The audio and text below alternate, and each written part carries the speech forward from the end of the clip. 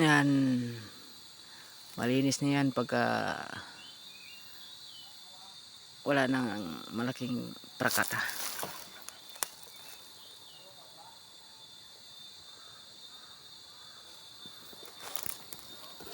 Anito pa oh.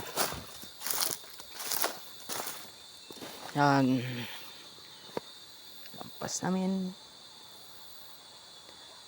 ang bahay ko at sa anong malayo.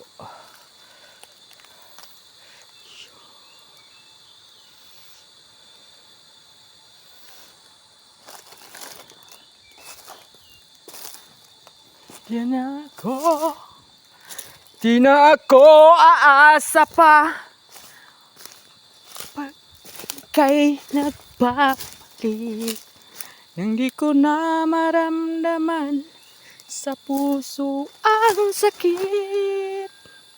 Lagi mong iisipin ang siya itong kay